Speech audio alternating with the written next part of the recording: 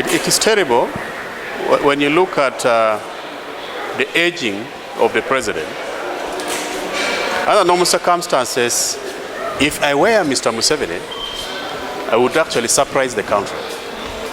I would tell the people, wish them well, that please, you have done me good. You have supported me all this while. I'm saying supported. I don't know whether it is a real support or the board support. But at least he has been in office for all this while.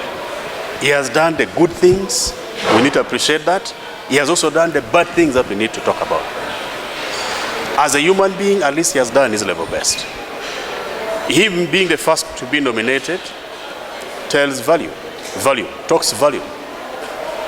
Because I saw the excitement of the people around him. I have noticed that really the people who are around him, some of them are also there to force him to stay. Either because they want to protect their wealth, their ill-gotten wealth, or they expect him to hand over to people who are next to them so that they continue eating wrongly. An unfortunate bit of it, when you meet people in NRM, even the young one is talking about the historical that we came from the bush, and you wonder whether even the young one came from the bush.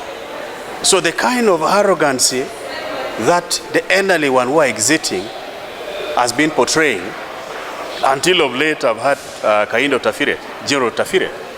He spoke so well, he spoke his heart, and I noticed the gentleman want to wash his hands from the dirty lenience of the management of this country. You want to stay right on the right path. But these other young, excited people who wants to continue mismanagement, they are the people that must be stopped before this country catch flame. We love Uganda. I particularly love this country. I have been at the helm of leadership right from childhood up to now. I know, being the Guild president, being National UNSA president, representing East Africa, I have done all it takes. And right now I'm a member of parliament. I know what takes place in leadership.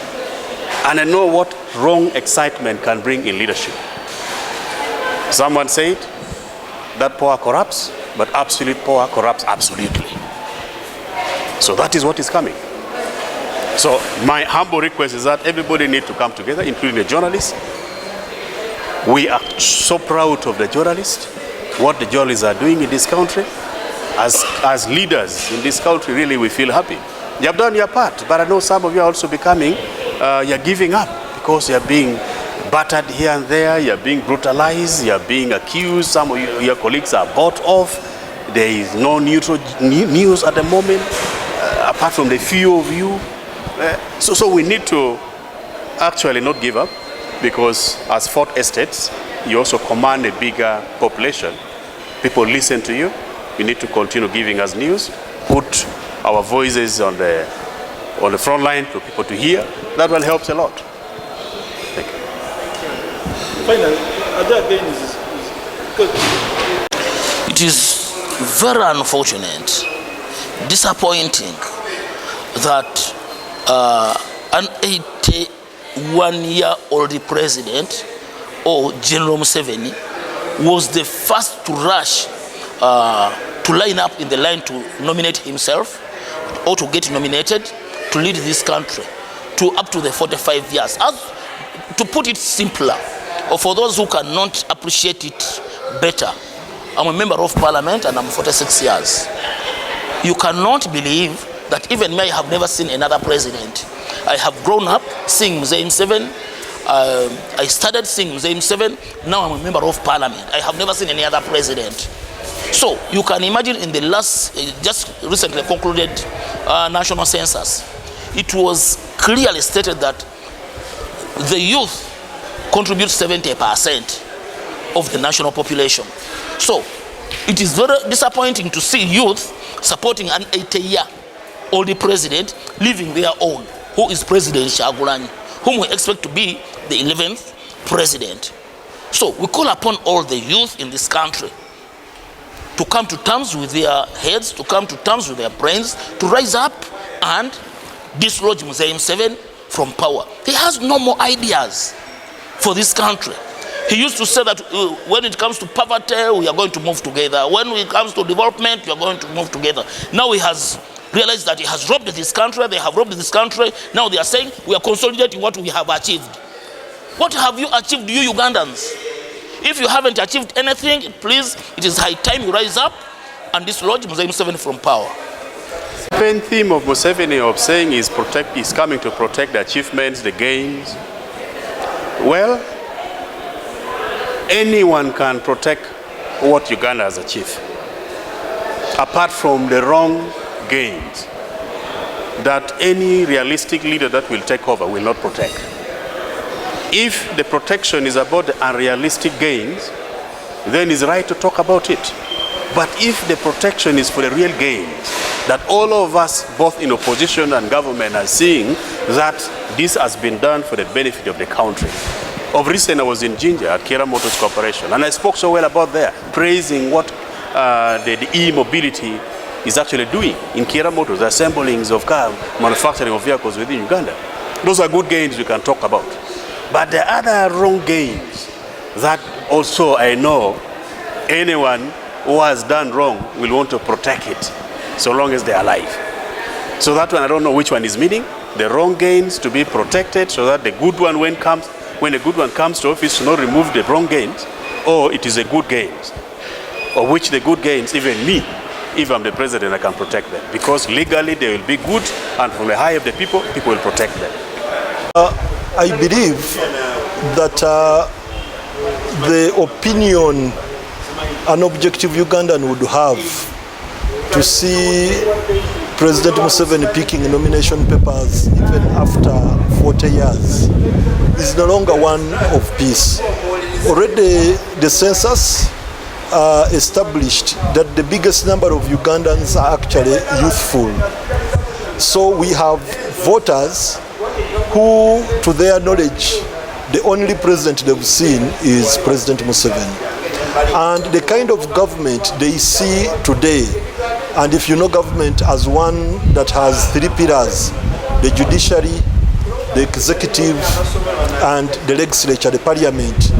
With the judiciary, we see case backlogs. We see people arrested without clear cases.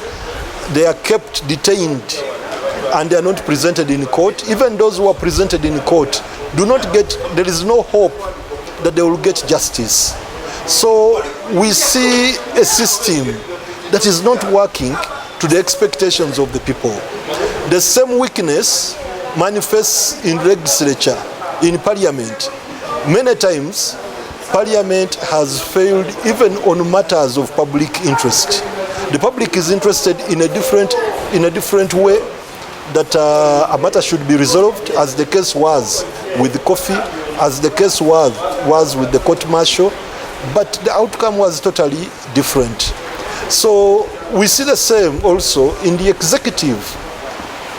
The high level of public expenditure is really very touching. So when these systems are broken the way we see, you lose hope that there will be a difference in the coming 5 years unless there is a new party, especially National Unity Platform, and a new president. Then only can we have confidence that we are going to redeem this country.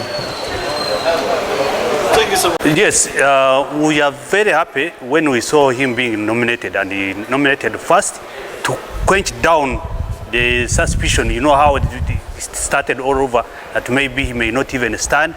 But today, we are very happy that we have seen him standing. We stand with him in all the campaign period and even elections of next year. And the Ugandans have strong belief of the 4 sectors that he directs the Ugandans to. Then for others is to have free education, free health care, so that we can now cater for the population. When you see our challengers, they are not organized.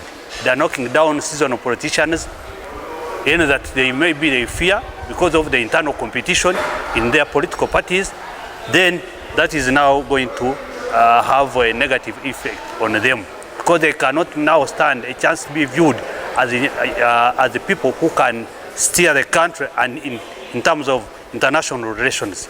So when you knock down a strong politician, seasoned politician, then you lack that skill.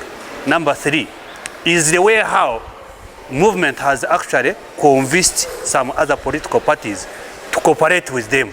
Like for example, you have seen many, and those who have been with grassroots support for political spaces, like DP, like maybe UPC and others, have now said we are going to cooperate and see. And this is how we are going to have a peaceful election, which will guide Ugandans, that now Ugandans is for dialogue and engagement. That is the agenda of the day. Thank you.